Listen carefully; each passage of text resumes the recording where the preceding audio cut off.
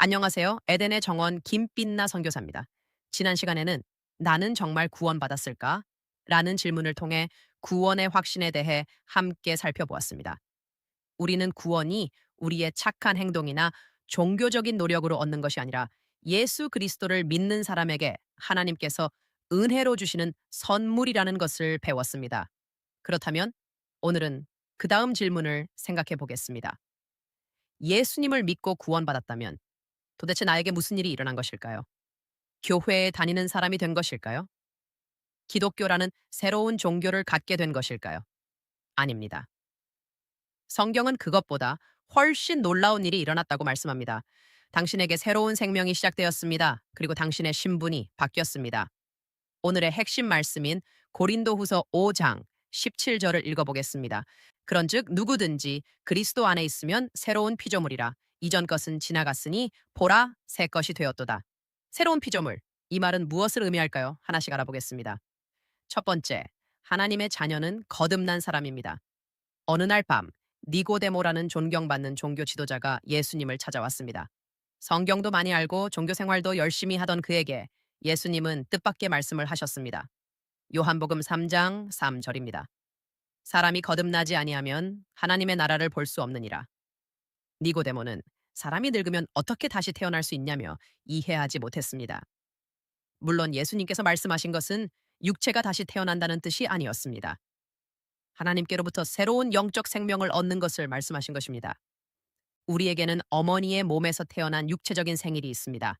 그런데 성경은 하나님의 생명을 받아 자녀로 태어나는 영적인 출생, 즉 거듭남을 말씀합니다.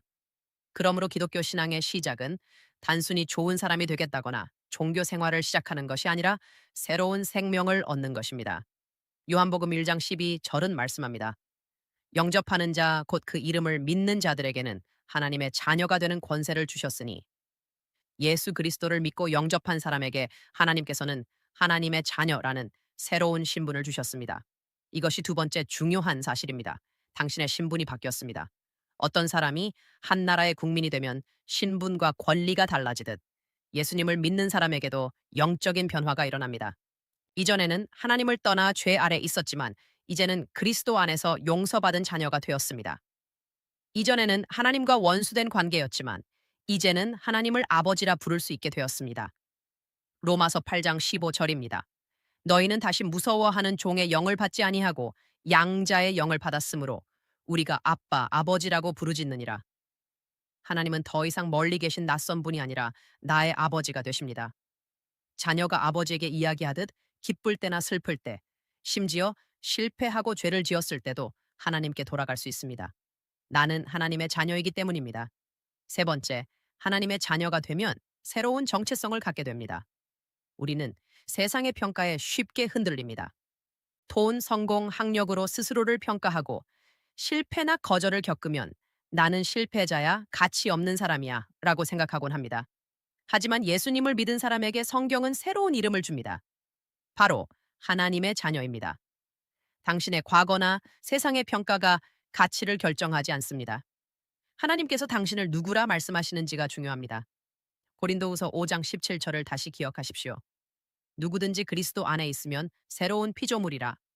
성경은 언젠가 새롭게 될 것이라 하지 않고 이미 새로운 피조물이 되었다고 선언합니다. 그렇다면 왜 우리는 여전히 예전과 다름없이 화가 나고 실수할까요? 거듭남은 새로운 생명의 시작이지 성장의 완성이 아니기 때문입니다. 아기가 태어나 바로 어른이 되지 않고 수없이 넘어지며 자라듯 영적인 생명도 자라는 과정이 필요합니다. 그래서 우리는 신분과 성장을 구별해야 합니다. 자녀라는 신분은 은혜로 받았지만 자녀답게 살아가는 것은 평생 배워야 합니다. 넘어졌다고 자녀가 아니게 되는 것은 아닙니다. 그리스도인도 때로 넘어지지만 이전과 달라진 것은 죄가 마음을 불편하게 하고 다시 하나님 앞에 돌아가고 싶은 마음이 생긴다는 점입니다. 이것이 새로운 생명이 자라고 있다는 증거입니다. 네 번째, 하나님의 자녀에게는 성령님이 함께 하십니다. 우리는 자신의 힘만으로는 자녀답게 살 수 없습니다. 그래서 하나님은 성령님을 보내어 우리 안에 거하게 하셨습니다. 로마서 8장 16절입니다. 성령이 친히 우리의 영과 더불어 우리가 하나님의 자녀인 것을 증언하시나니 성령님은 우리가 자녀임을 깨닫게 하시고 말씀을 이해하며 예수님을 닮아가도록 도우십니다. 신앙생활은 혼자 애쓰는 것이 아니라 성령님과 함께하며 조금씩 변화되어가는 삶입니다. 어제보다 오늘 조금 더 사랑하고 용서하는 사람이 되어가는 것입니다. 다섯 번째, 하나님의 자녀에게는 새로운 삶의 목적이 생깁니다. 예수님을 믿기 전에는 성공과 소유가 중심이었다면 이제는 하나님은 나를 통해 어떤 일을 하기 원하실까? 라는 질문을 하게 됩니다. 에베소서 2장 10절입니다. 우리는 그가 만드신 바라 그리스도 예수 안에서 선한 일을 위하여 지으심을 받은 자니 하나님은 우리를 가정, 직장, 학교 등 각자의 삶의 자리로 보내어 사랑을 나타내게 하셨습니다. 그러므로 목회자든 사업가든 직장인이든 부모든 상관없이 자신이 있는 곳에서 복음을 드러내며 살아가도록 선교사로 파송한 것입니다. 예수 믿는 모든 사람은 생활 선교사입니다. 중요한 것은 직업이 아니라 하나님의 자녀답게 살아가는 것입니다. 오늘 말씀을 정리해 보겠습니다. 예수 그리스도를 믿은 사람에게는 다섯 가지 변화가 일어났습니다. 첫째, 새로운 생명을 얻었습니다. 거듭남. 둘째, 하나님의 자녀라는 새로운 신분을 얻었습니다. 셋째, 세상의 평가가 아닌 하나님의 말씀에 근거한 새로운 정체성을 얻었습니다. 넷째, 성령님이 함께 하시며 성장을 도우십니다. 다섯째, 하나님의 사랑을 나타내는 새로운 삶의 목적이 생겼습니다. 사랑하는 여러분, 혹시 자신의 부족한 모습에 실망하고 계신가요?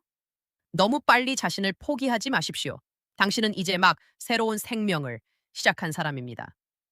중요한 것은 넘어지지 않는 것이 아니라 다시 하나님께 돌아와 말씀으로 자라는 것입니다. 당신이 예수 그리스도 안에 있다면 더 이상 과거의 죄와 실패로 규정되는 사람이 아닙니다. 당신은 하나님의 자녀이며 새로운 삶을 시작한 사람입니다. 오늘 잠시 하나님께 이렇게 기도하겠습니다. 하나님 아버지, 저를 구원하시고 자녀 삼아 주셔서 감사합니다. 제 모습만 바라보며 낙심하지 않게 하시고 하나님이 말씀하시는 나의 정체성을 믿게 해주소서. 주신 새로운 생명이 날마다 자라게 하시고 성령님의 인도하심을 따라 삶의 자리에서 사랑을 나누는 생활 선교사가 되게 해주소서. 예수 그리스도의 이름으로 기도합니다. 아멘. 오늘 우리는 하나님의 자녀가 되었다는 의미를 배웠습니다. 아이가 자라기 위해 음식을 먹듯 영적 생명에도 말씀이라는 양식이 필요합니다. 그렇다면 성경은 왜 그리고 어떻게 읽어야 할까요? 다음 시간에는 건강한 성장을 위해 반드시 알아야 할 하나님의 말씀에 대해 함께 배우겠습니다. 에덴의 정원 김빛나 선교사였습니다. 하나님의 은혜와 평강이 함께 하시기를 기도합니다. 감사합니다.